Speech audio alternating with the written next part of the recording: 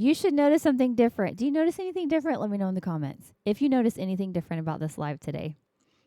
Anybody notice? Oh, it would only be on Instagram. For those of you who are joining Instagram Live, you would notice something big. I feel like it's big. I'll just tell you. Hey, Haley. I fixed the echo, you guys. It was a little hidden button somewhere in one of the programs I'm using. Hey, Ryan. Yes, Lexi. The mic is not. Oh, you guys are good. There's no echo anymore, you guys. Sometimes tech issues can be a bear, and especially like when I go live, I use about 2 different programs, I think. No, 3 different programs. So, anywho, you guys know how that goes. Okay, so you guys know lessons are open this week. We only open lessons a few times a year because it gives us a chance to really focus on students. And my goal is to see you guys be able to play, right, Sophie? Yes, I want to make sure, Michael, that you guys are actually able to become the piano players that you want to be. And I want to be able to put my focus on that. So lessons do close today. Let's talk about your next steps in learning the piano, okay?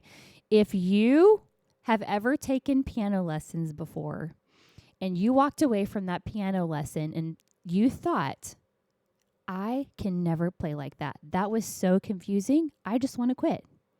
I want you to know I've done that. I went to a piano lesson one time and I walked out and I thought, he's so good.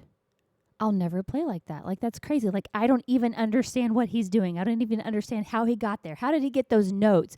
Put those notes and those runs in that song. Like, how do I do that?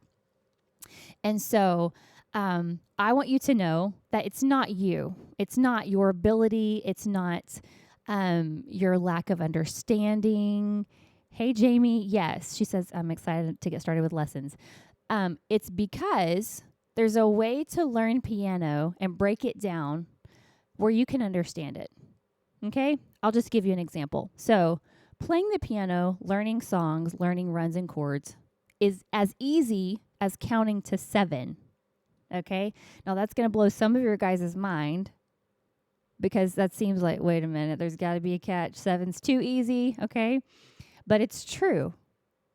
Once you understand the concepts around those numbers, then it makes playing so much easier. So maybe you guys have never played the piano, but you want to. I'm just going to share a little vulnerable story for you guys. Morgan, hey, Emily.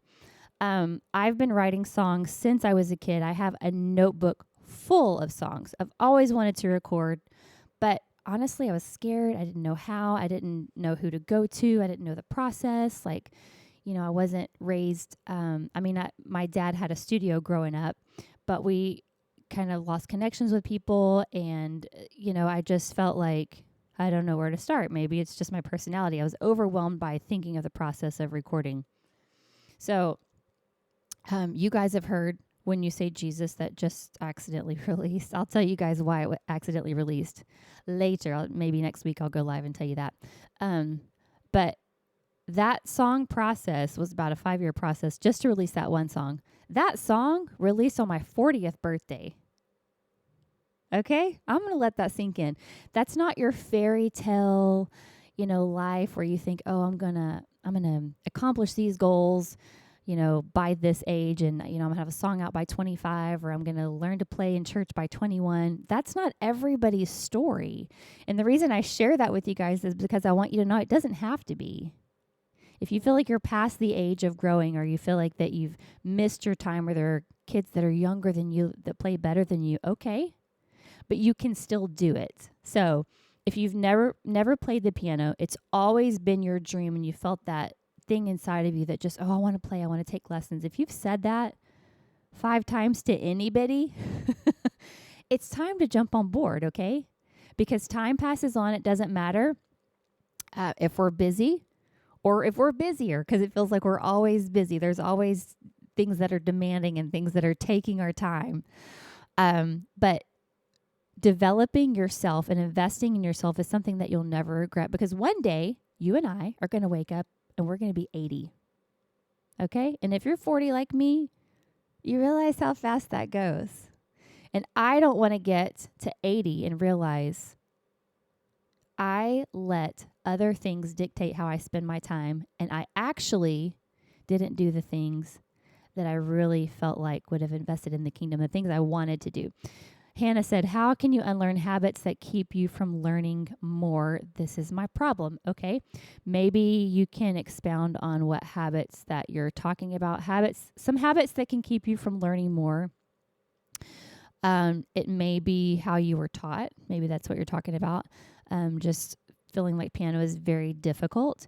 And that's finding a teacher that can break it down for you very simply. I'm not the only teacher that I feel like teaches simple, but I have come across piano teachers. I've taken from piano teachers before that complicated playing in a way, and they were so good that their gift was playing, but teaching was a different story. And like I said before, I walked away more confused. Hey, Jessie. Hey, Lynette.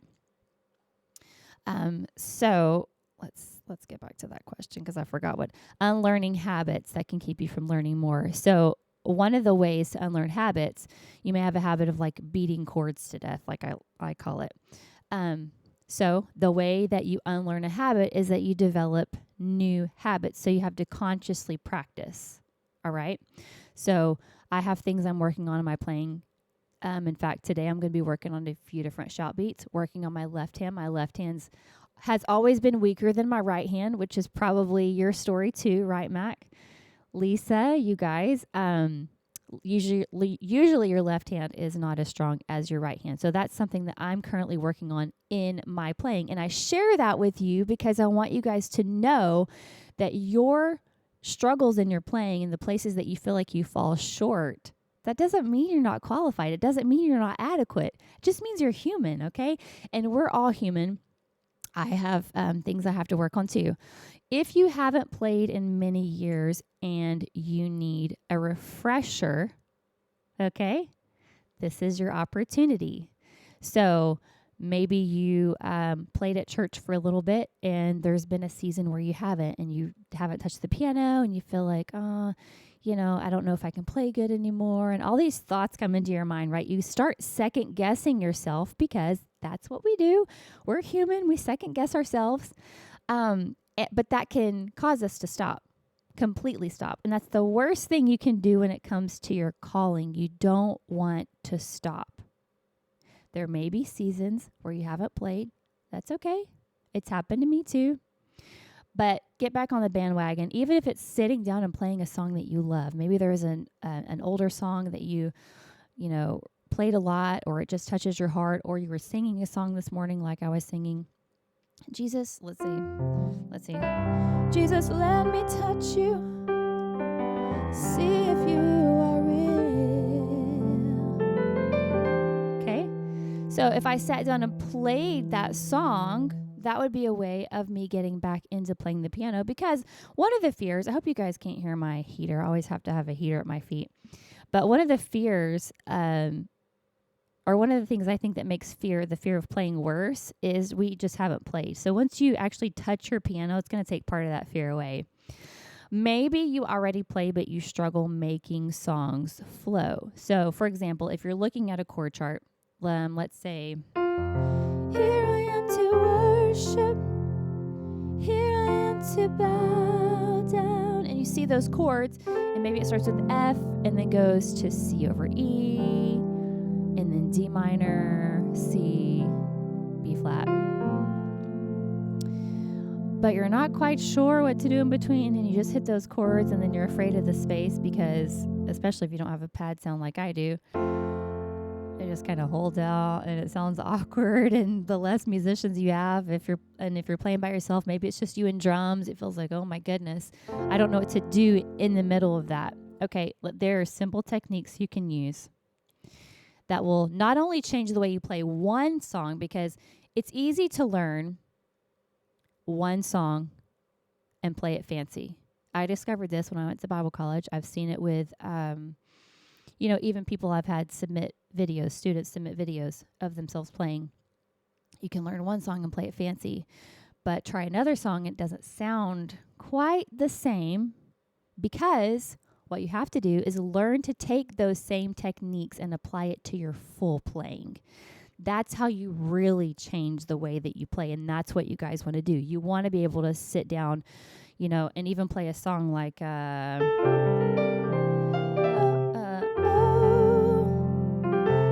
I love Jesus.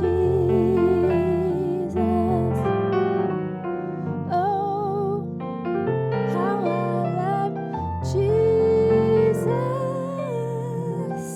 Oh, how I love Jesus. Because he first loved me. Okay.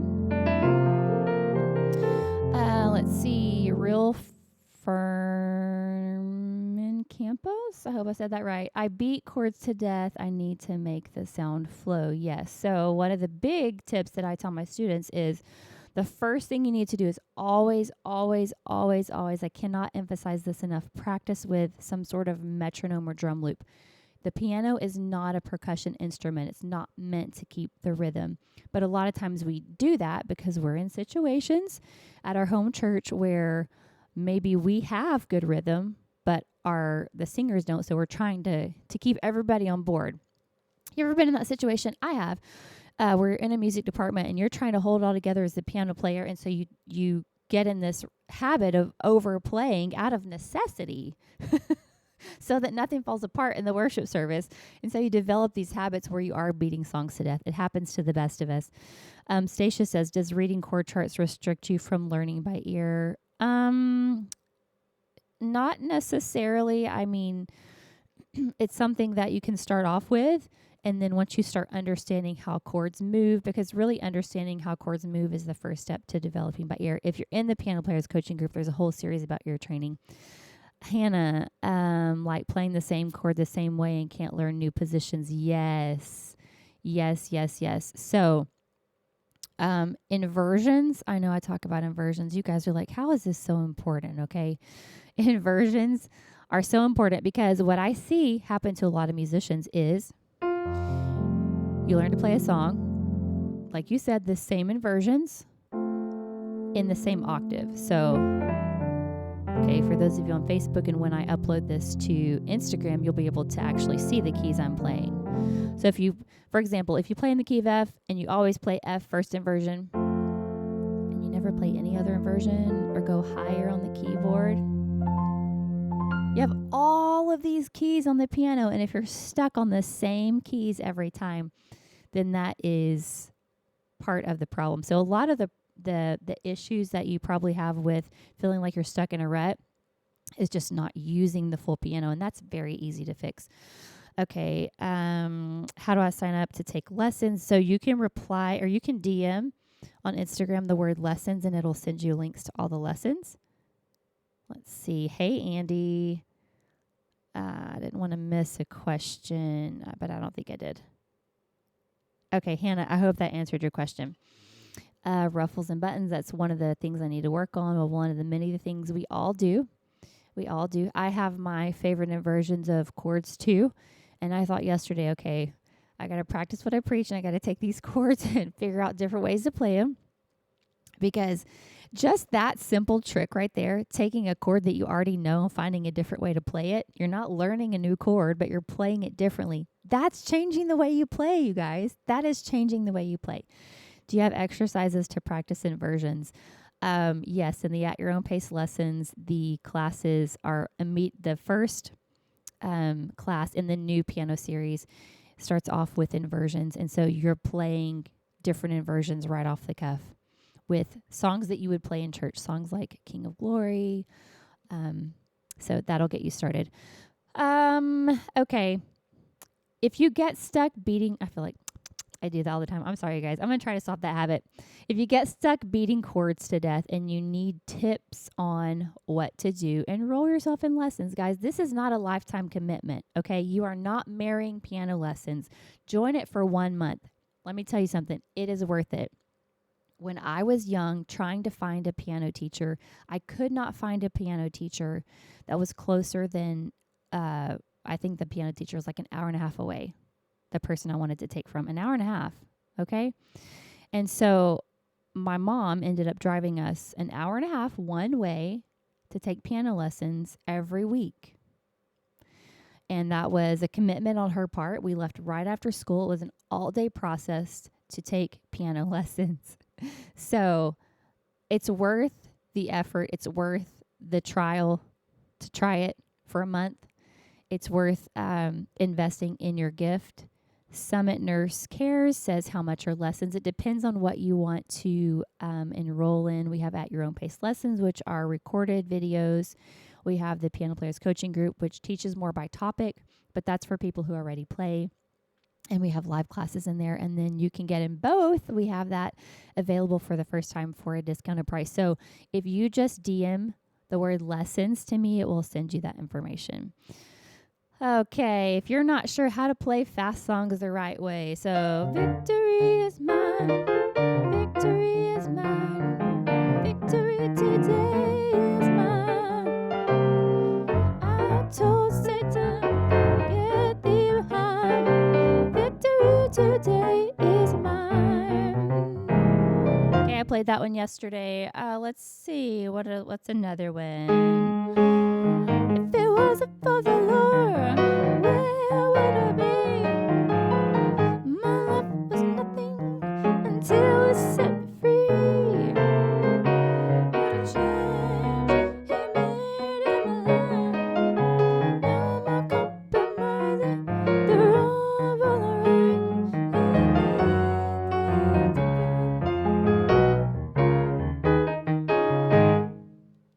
Okay.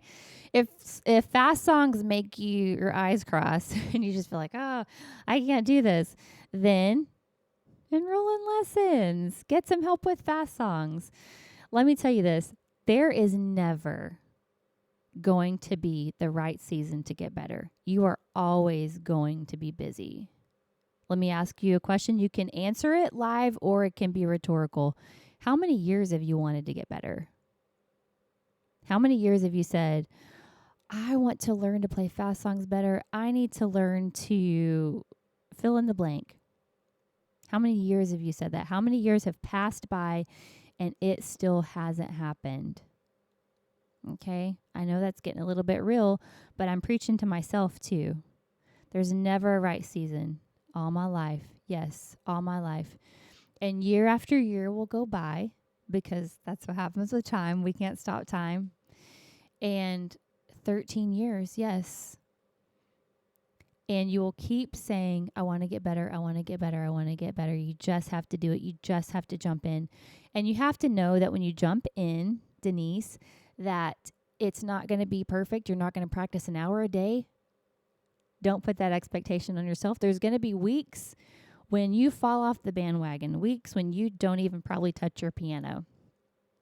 But the important thing for you to remember is that's not a sign for you to quit. Okay? You just start again.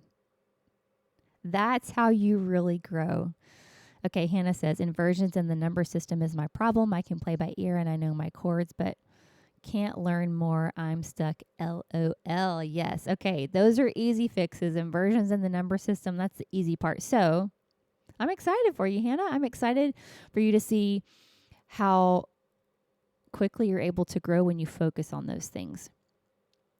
When you join lessons, there's no timeline. Even with the live lessons, the live classes, there's no timeline that you have to stick to. I'm going to turn my heater off.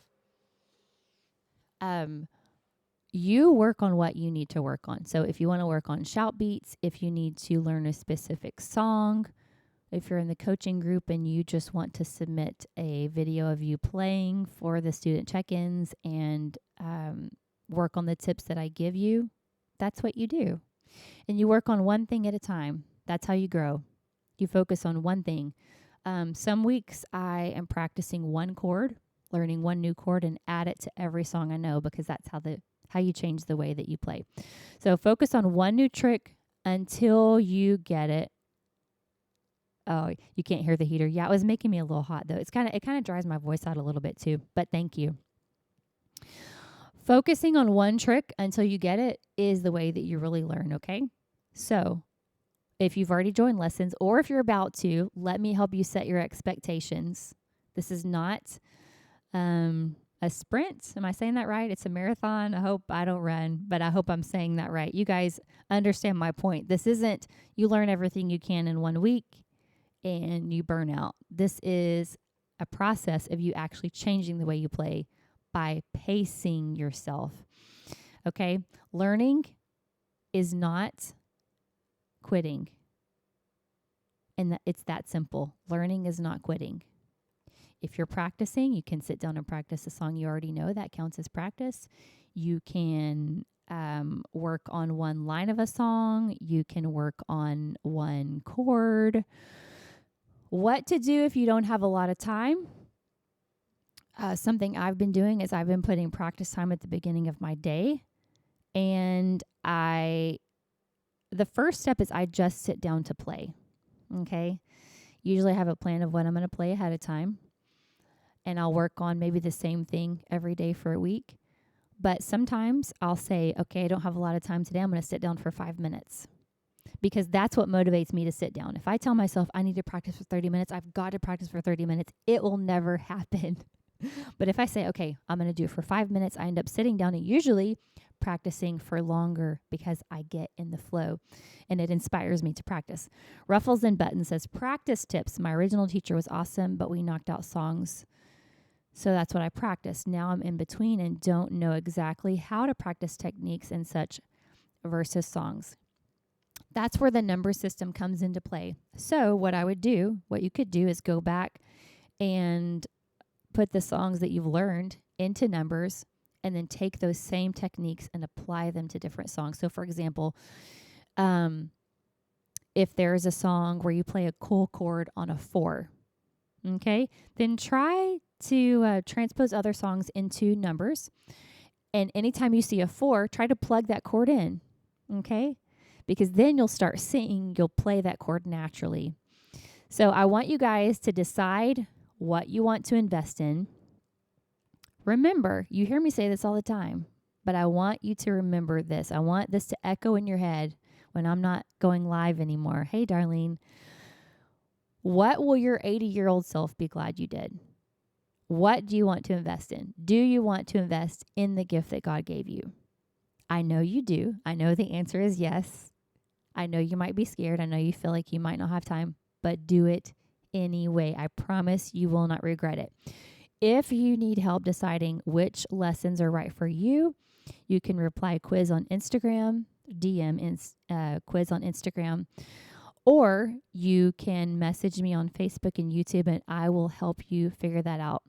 Remember, lessons do close today, so if you're going to get in, now's your time to try it. If you're not sure, you can just try it for a month and see how it goes. Hey, David, if nobody's told you today, I believe in you, you guys, okay? I'm an introvert. I don't like to be in front of the camera. For many years, I wouldn't even really post videos on social media because I don't want to be in front of the camera, but I do it because I want you guys to be inspired because I believe in you. Okay, I believe in your gift. I believe in your calling. Okay, Summit Nurse Care says that's why we're here. Thank you for the encouragement. You're very welcome. I will do whatever it takes to help you guys reach your dreams. So message me your fears, maybe the reasons why you haven't joined yet. I'll talk you through it and we'll figure it out together. And I will be going live again today. So I'll see you guys soon. Bye, everybody.